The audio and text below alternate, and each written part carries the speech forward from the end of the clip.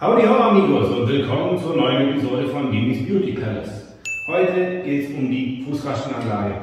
Es war alles ziemlich angenehm, die Sitzposition, der Fahrkomfort und so weiter, aber irgendwie nicht ganz mein Ding. Deswegen kommt die ganze Sache nach vorne. Ich zeige euch, wie das geht. Und ich habe mich entschlossen, die Videos zukünftig aufzuteilen. Einmal die Sachen, wo es um die Schrauberei geht, einmal ein bisschen mehr Blabla mit Fahrberichten, Erfahrungspunkten und so weiter. Ja, lasst uns loslegen. Viel Spaß dabei. So, hier der kleine Vorher-Nachher-Vergleich. Das sind die Standardfußrasten. Die Füße recht gerade nach unten. In Zukunft soll das alles ein bisschen cooler und angenehmer sein hier vorne. Spricht auch gar nichts dagegen, so zu fahren, aber ja, das kann sich jeder aussuchen, wie er will. Ich bin ungefähr 1,76 groß. Ja, und so sieht das Ganze aus, wie es dann wirklich in der Praxis ist, beim Fahren, wie es aussieht auf der Straße. Das werdet ihr dann sehen, werde ich euch auch zeigen. Also, lasst uns anfangen. Hier haben wir das schöne Paket von Thunderbike, wie man sieht.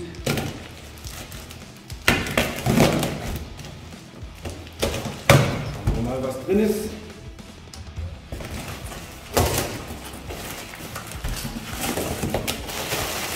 Viel Luft.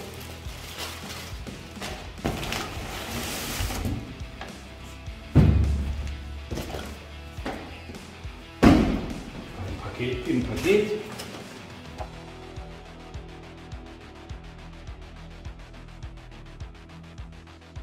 Anleitung, wunderbar. Und noch ein Paket im Paket.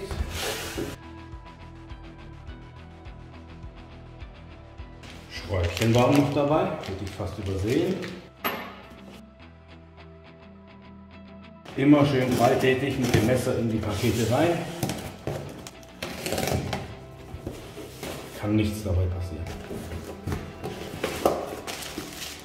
Okay. Die Stange für die Schaltanlage, alles Kleinteilchen.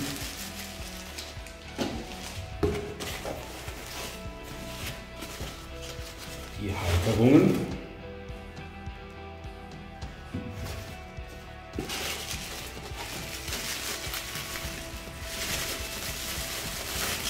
Ein kleiner Knauf.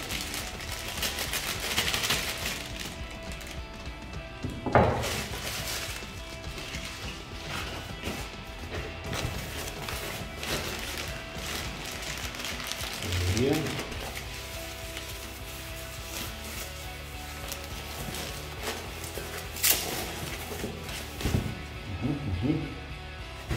Schalter selbst.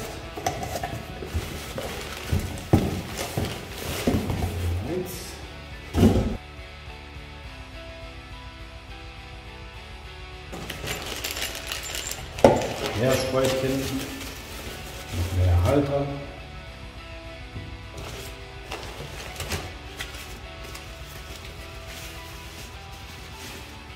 Hier haben wir die Bremse.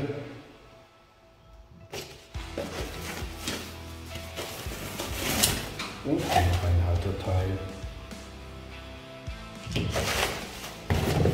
Das ist alles. So, hier sind alle Teile aus dem Paket.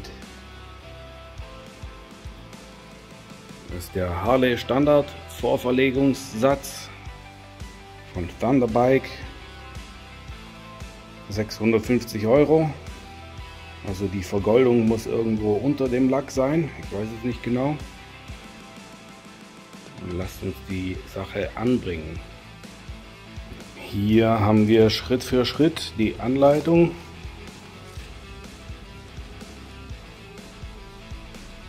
Und so oder so ähnlich machen wir das jetzt. Sollte machbar sein.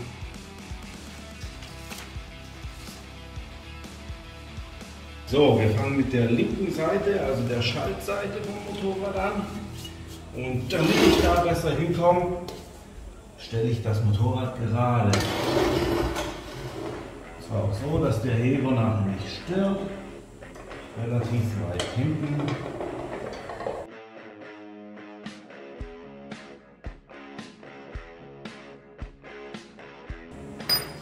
Steht schon.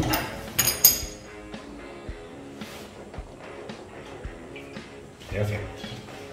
Als erstes werde ich die Fußablage hier demontieren, die hier unten mit diesen zwei Schrauben dort befestigt ist. Das ist ein 45er Torx.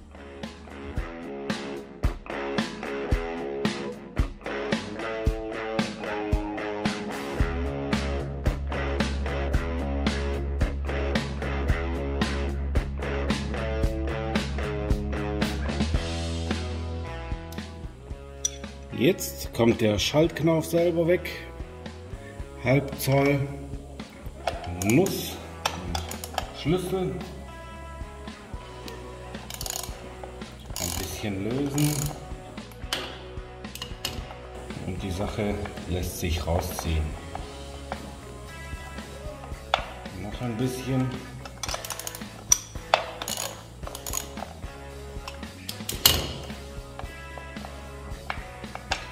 Und voilà. Gummi kommt auch weg. Jetzt öffne ich die Schraube hier. 316er Imbus. Das Ganze klappt mal hier so lange noch zurück. Jetzt wird es ein bisschen tricky. Um die Stange hier rausziehen zu können, muss der hier weg. Und um den hier wegzubekommen, müssen wir da unten den Imbus da 1/4 Zoll öffnen.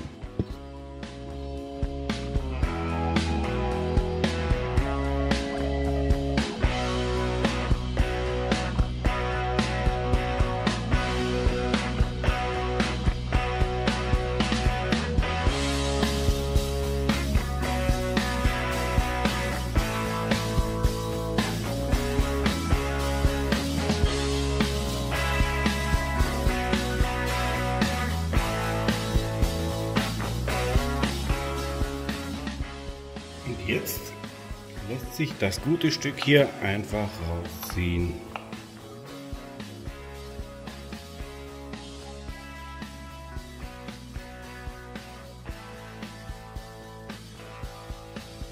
Die neue Fußraste wird hier an diesem Loch und an diesem Loch befestigt. Deswegen ziehe ich diese Plastikkappe hier raus. Die hintere hier ist egal, weil die sowieso verdeckt wird durch die Verlängerung hier.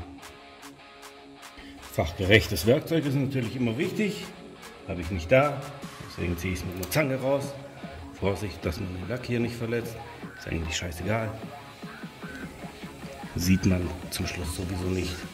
Aber wie gesagt, es gibt extra eine Zange dafür, um solche Clips rauszuziehen, wer es braucht.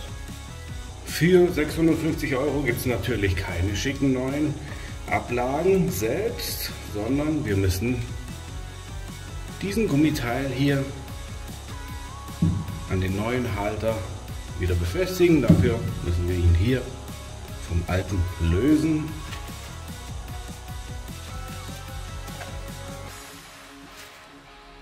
Das macht man natürlich nicht mit einem Schraubenzieher, um den Lack nicht zu verletzen. Dieses Sicherheitsringchen hier wird noch verwendet, also vorsichtig damit. So, jetzt wird der Splint rausgezogen.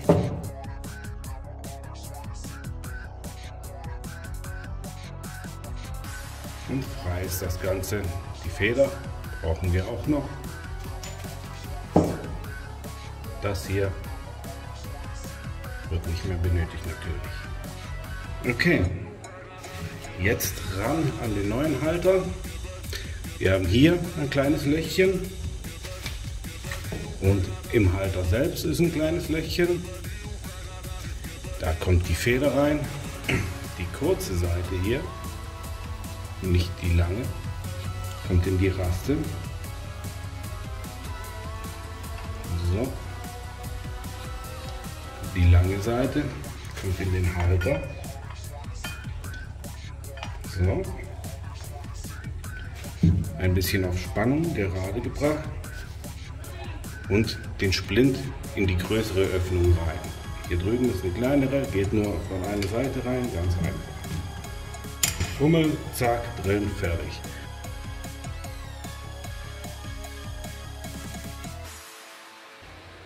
Hier unten wieder den Sicherheitsring drauf und das war's hier.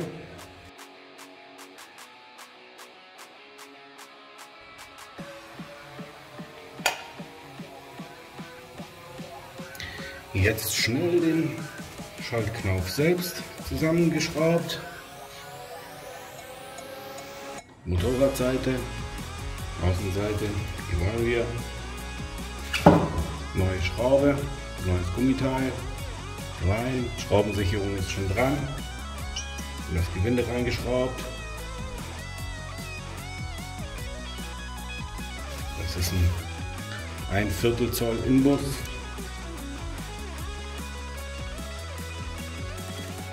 Anziehen, bis es nicht mehr geht.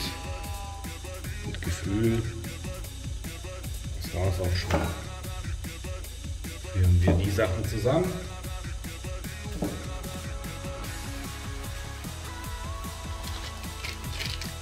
Dafür brauchen wir das Schraubenpaket Bag A, nicht B. Das kommt später. Ist alles drin.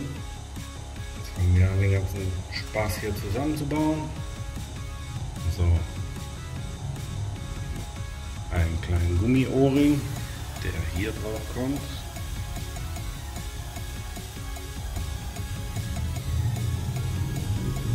So. Dann schieben wir das Ganze dadurch.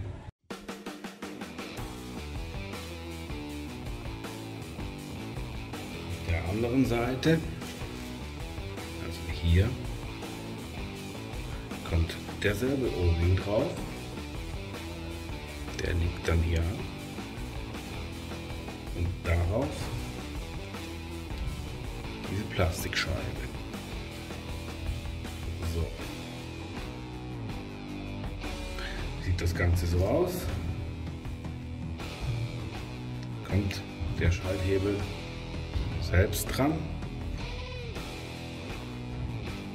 Dessen Position stellen wir aber später ein.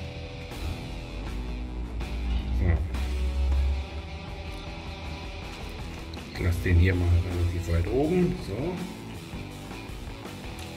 Also den Winkel vom Schalter, der wird später noch am Motorrad eingestellt, sobald ich drauf sitze und weiß, wie ich es am liebsten hätte. So. Jetzt haben wir auf der Seite hier ein Gewinde. Und von hier kommt die Schraube rein. So, das ist die hier. Kann man eigentlich nicht verwechseln. Und dazu gehört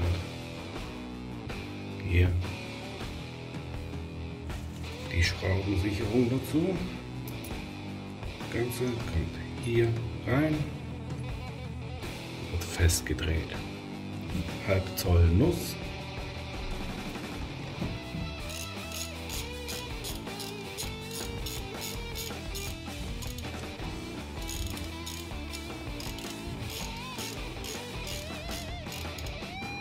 Ich mache es nicht zu fest, weil ich nachher eh wieder löse, um die Sache einzustellen.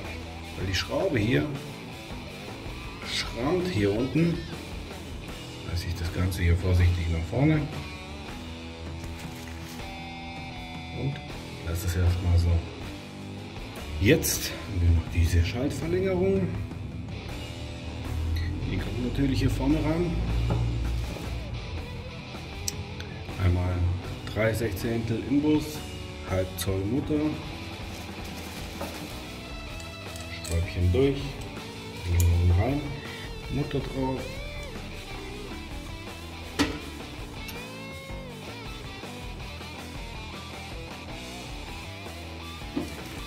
Und die ganze Sache wäre soweit vorbereitet, um am Motorrad montiert zu werden. Das Ganze kommt jetzt ans Bike. Neue Schrauben sind dabei. Extra Klecks Schraubensicherung schadet nicht. Wieder 45er Torx. Den Winkel hier vorbereitet. Wie gesagt, noch nicht richtig eingestellt, deswegen die Schraube auch noch locker. Das stelle ich später richtig ein. So ist nichts im Weg. Das Ganze da ran.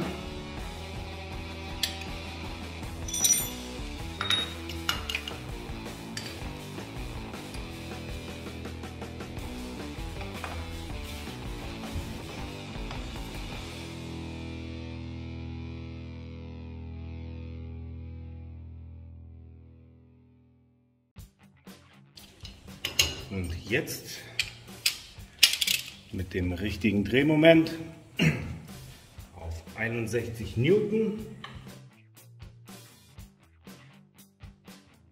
Wer es so genau will, mache ich eigentlich sonst nicht so. Das hat man im Gefühl. Der alte Nopsi hier ist natürlich im Weg. Der kommt weg. Zack.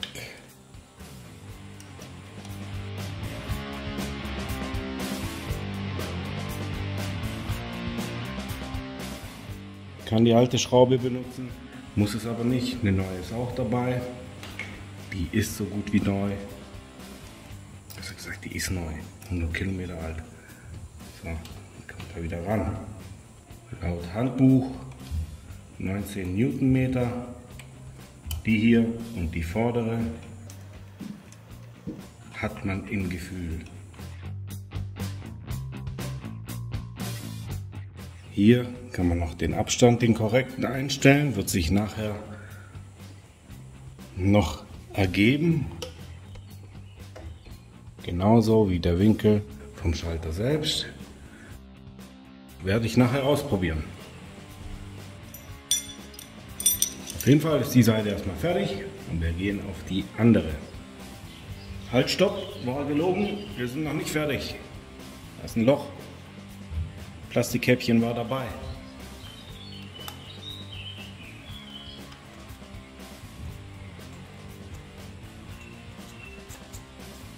Besser so. Hier sieht man recht deutlich, was die ganze Sache ausmacht. Links Original, rechts vorverlegt.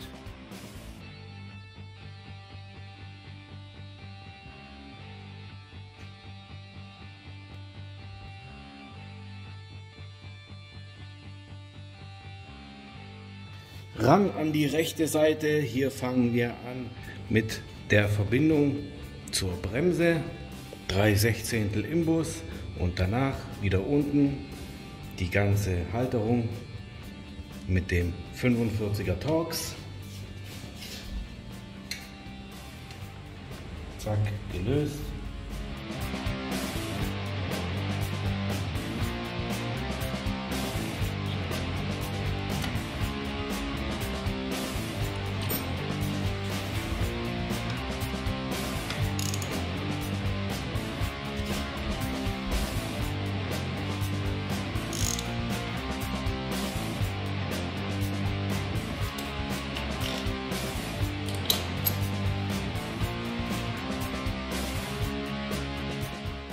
Wie vorhin auch brauchen wir die Fußraste selbst, hier für die neue Anlage auch. Brauche ich euch nicht mehr zeigen. Ringchen raus, Splint hoch, weg. Splint, Ringchen und Feder wird behalten. Hier müssen wir noch einiges lösen, und zwar diesen Splint hier. Der ist da drüben mit dem Ringchen da gesichert, mit dem. Den zwirbel ich aus dem Splint, damit ich ihn rausziehen kann.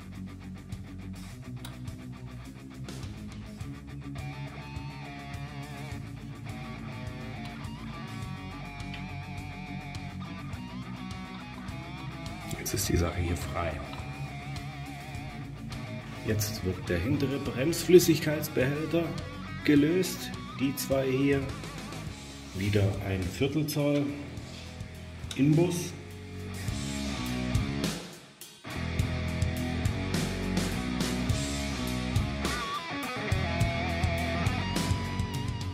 So, damit das Ganze jetzt nicht im Weg ist und rumwobbelt, binde ich den ein bisschen weg.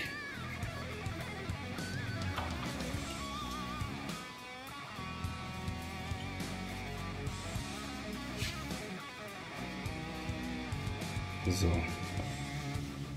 hier haben wir noch eine 45er Torx, die raus muss.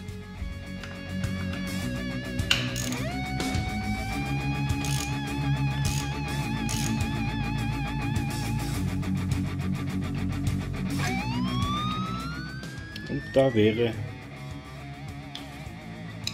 die alte Halterung. Jetzt wird die ganze Sache vorbereitet. Dazu den Schraubenpack B.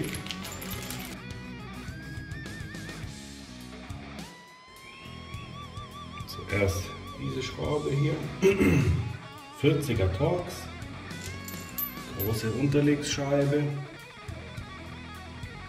und Gummiringchen. Das Ganze kommt hier durch, so dass der Gummiring wirklich hier unten anliegt. Bevor es da aufgesteckt wird, auf die andere Seite hier natürlich auch den Gummiring, damit der hier oben anliegt. Durch das Ganze. Auf dieser Seite hier auch ein Unterlegscheibchen und eine halbe Zoll Mutter.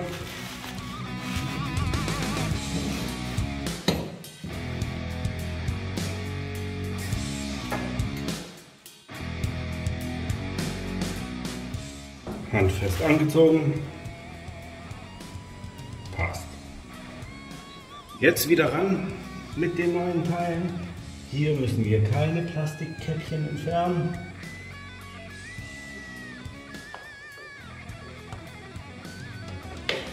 Wo sitzt das Ganze? Dieses Mal nicht wie beim Vorgänger, kommt die kleine Schraube nach hinten. Ein bisschen rangedreht und dann hebt es.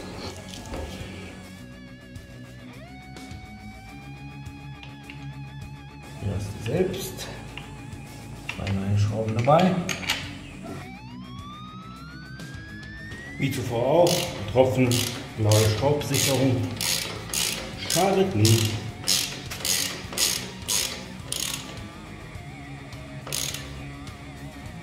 Und das Ganze auch mit 61 Newtonmeter festziehen. So sieht das Ganze erstmal aus. Schraube 1, 2, 3 und an die 2 machen wir jetzt den Bremsflüssigkeitsbehälter. Viertel Zoll Imbus.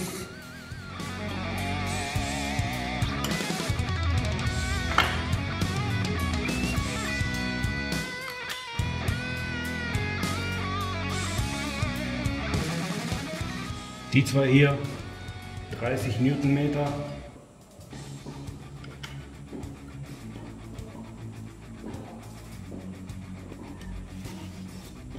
Sitzt.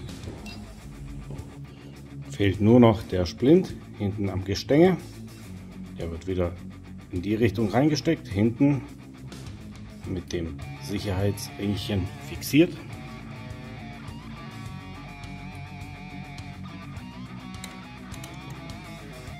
Drin. Jetzt ein bisschen gefriemeln. Ringchen ist dran. Wo ist es? Na, ja.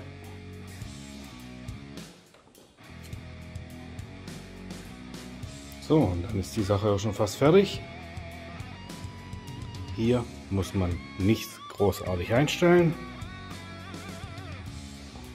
Auf der anderen Seite werde ich mir den Winkel noch anpassen. Und dann war es das schon. Ich habe mir hier den Winkel noch so eingestellt, wie es für mich am bequemsten ist. Wie vorhin gezeigt, ist es nur die Schraube rausziehen, einstellen, reinziehen, festziehen, das war's. Alles super gemütlich, alles super gut. Was man auf der Seite noch machen kann, ein bisschen schmieren. Noch nie geschadet.